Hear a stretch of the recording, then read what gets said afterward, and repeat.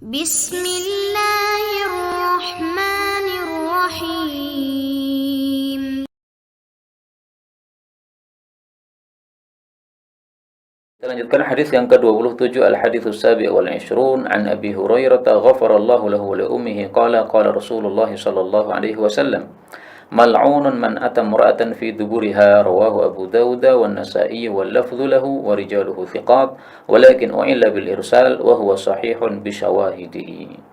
Telah dilaknat orang yang mendatangi istri pada duburnya. Hadis ini bicara tentang adab hubungan badan. Bahwasanya seorang suami hanya boleh mengumpuli istri pada bagian kubulnya. Kalau pada bagian tuburnya tidak boleh. Dan ini termasuk dosa besar karena di sini kata-katanya mal'un, dilaknat, dan sebagaimana sudah kita jelaskan dulu bahwa tanda-tanda dosa besar itu kalau diancam dengan laknat atau dengan murka Allah atau dengan siksa neraka atau dengan hukuman had. Ada 4 ini tanda-tandanya biasanya ya. Tidak harus itu ya, tapi itu biasanya tanda dosa besar ini. Kemudian masalah mengumpuli istri pada bagian tuburnya, yaitu dimasukkan pada duburnya, ini adalah masalah yang sudah disepakati para ulama. Adapun riwayat bahwasanya Imam Malik membolehkan hal tersebut, itu riwayat yang diingkari oleh para ulama. Ya, tidak benar penisbatan pendapat itu kepada Imam Malik rahimahullahu taala. Adapun riwayat bahwasanya Ibnu Umar membolehkan mendatangi istri pada dubur, maka ketahuilah bahwa ada juga riwayat dari Ibnu Umar bahwa dia melarang. Nah, tentu saja yang lebih dikuatkan adalah riwayat yang sesuai dengan pendapat ulama-ulama atau sahabat-sahabat yang lain, bahwasanya mendatangi istri pada dubur itu tidak boleh. Nah, sekarang mungkin muncul pertanyaan, kalau hadisnya jelas dilarang mengumpuli istri pada dubur, kenapa masih ada riwayat-riwayat yang mengatakan bahwa Imam Malik membolehkan misalnya atau Ibnu Umar membolehkan? Nah, jawabannya 2. Pertama, hadis ini kan u'illa bil irsal ya. Hadis ini cacat karena mursal, tetapi kesimpulan akhirnya adalah sahihun bi syawahidi. Hadis ini sahih karena banyak syahid-syahid, yaitu hadis-hadis yang menguatkan atau yang semakna dengan hadis ini. Jawaban yang kedua, bahwa mungkin itu salah paham dari ayat Al-Qur'an. Allah Subhanahu wa taala mengatakan fa'tu harthakum anna syi'tum. Nisa'ukum harthul lakum. Surat Al-Baqarah ayat 223. Istri kalian adalah seperti ladang bagi kalian. Fa'tu harthakum, maka datangilah ladang kalian itu anna syi'tum, bagaimanapun juga kalian kehendaki. Kata-kata anna ini kan bisa dimaknai 2, bisa dimaknai kaifa, yaitu bagaimanapun kalian kehendaki, bisa juga dimaknai min aina syi'tum, ya, dari manapun juga kalian kehendaki. Nah, maka kalau diterjemahkan dari manapun juga kalian kehendaki, ini bisa dipahami berarti boleh dari kubul, boleh juga dari dubur. Tapi itu tafsiran yang salah. Jelas apa? Tafsiran yang salah. Salahnya kenapa? Karena berarti menafsirkan ayat ini dengan bertentangan hadis ini. Mal'unun man atam ra'atan fi duburiha. Tidak boleh menafsirkan suatu ayat bertentangan dengan dalil yang lain. Itu berarti tafsirnya salah. Demikian juga kalau kita lihat dari tafsiran para ulama, ternyata tafsirannya tidak begitu. Ini tidak menunjukkan bahwasanya boleh mengumpuli istri dari dubur, enggak. Disebutkan misalnya dalam Sahih Bukhari ya.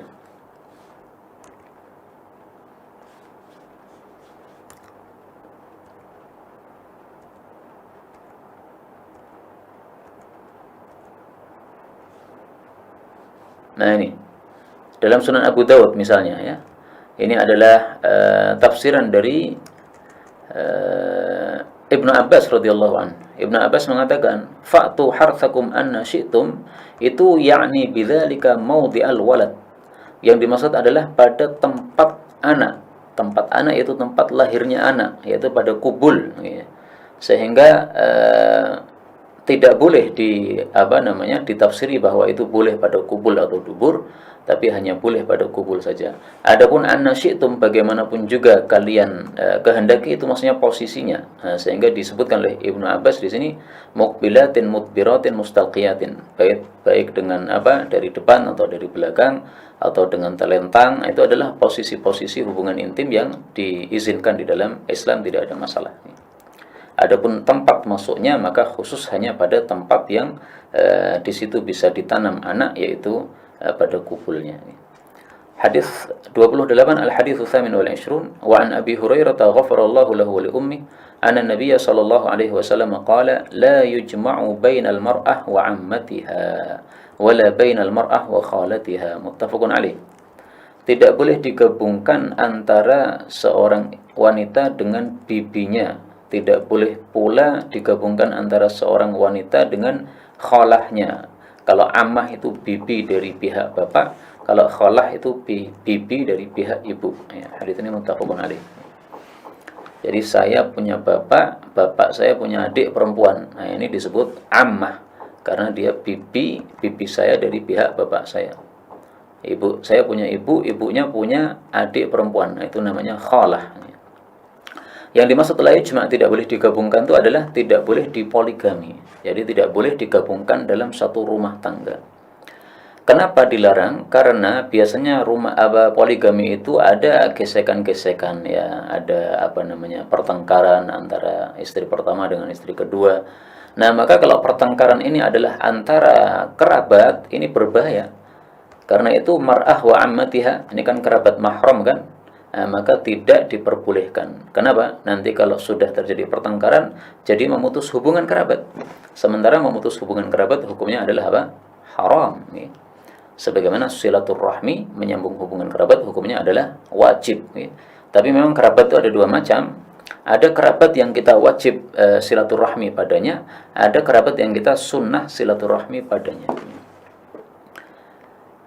Kerabat yang mahram bagi kita itu wajib bagi kita untuk silaturahmi kepada mereka.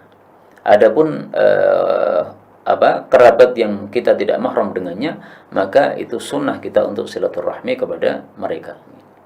Misalnya saya punya paman, ya, paman saya, maka saya wajib untuk silaturahmi kepada mereka karena mereka adalah kerabat mahram saya.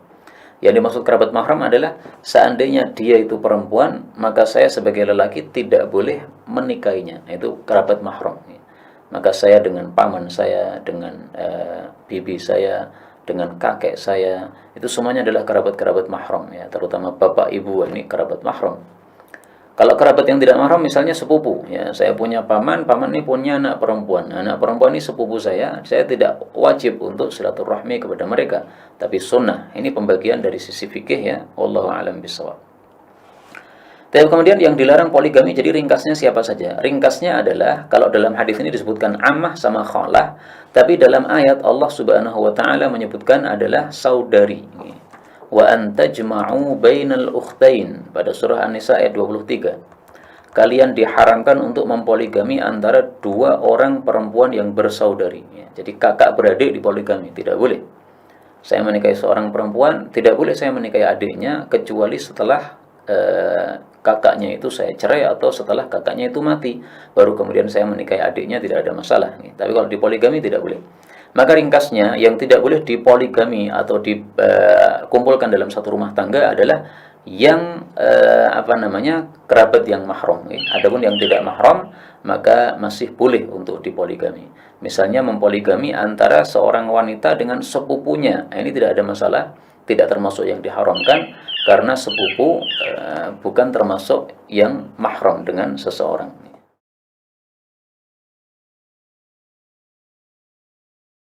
تقبل منا إنك أنت السميع العليم وتب علينا إنك أنت التواب الرحيم اللهم نحمدك حمدا شاكرين حمدا ناعمين حمدا يوافي نعمه يكافئ مزيدا يا ربنا لك الحمد ولك الشكر كما ينبغي لجلال وجهك الكريم ولعظيم سلطانه اللهم صل وسلم وبارك على رسولك الكريم نبينا محمد وعلى آله وصحبه أجمعين اللهم اجعلنا من أهل القرآن waj'alil Qur'ana sahiban lana fid dunya wa syafi'an lana fil akhirah.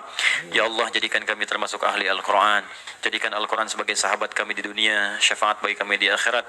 Allahumma nawwir ya Allah qulubana binuril Qur'an. Ya Allah, sinari hati kami dengan cahaya Al-Qur'an. Wa nawwir akhlaqana binuril Qur'an. Ya Allah, sinari akhlak kami dengan cahaya Al-Qur'an. Allahumma nawwir hayatana binuril Qur'an, a'ilatana binuril Qur'an, quburana binuril Qur'an. Ya Allah, sinari kehidupan kami dengan cahaya Al-Qur'an. Sinari keluarga kami dengan cahaya Al-Qur'an. Sinari alam kubur kami kelak dengan cahaya Al-Qur'an. Allahumma ya arhamar rahimin, taqabbal minna jami' amalina salihah. Ya Allah, mohon terima seluruh amal kami, jadikan itu soleh dalam pandangan-Mu ya Rabbal Alamin. Rabbana yassir lana wa la tu'assir alaina. Ya Allah, mudahkan semua urusan kami, jangan berikan kesulitan pada kehidupan kami. La tada'lana fi maqamina hadza dhanban illa ghafartah. Jika ada pendosa hadir di ta'lim ini, jangan biarkan dia meninggalkan tempat ini ya Allah, kecuali Engkau telah ampuni segala dosanya. Wala hamman illa farajtah. Jika ada yang tengah gelisah, jangan biarkan dia meninggalkan majlis ini, kecuali Engkau telah tenangkan keadaan hatinya. Allahumma wala maridan illa syafaitah. Jangan ada ya Allah orang sakit di tempat ini, kecuali Engkau sembuhkan penyakitnya. Allahumma ya Allah, Allahumma ya Allah, Rabbana atina fid dunya hasanah wa fil akhirati hasanah wa qina adzabannar. Bifadlika subhana rabbika rabbil izzati amma yasifun. والسلام على المرسلين وآخر دعوانا سبحانك اللهم وبحمدك أشهد أن لا إله إلا أنت نستغفرك ونتوب إليك والحمد لله رب العالمين ثم السلام عليكم ورحمة الله وبركاته.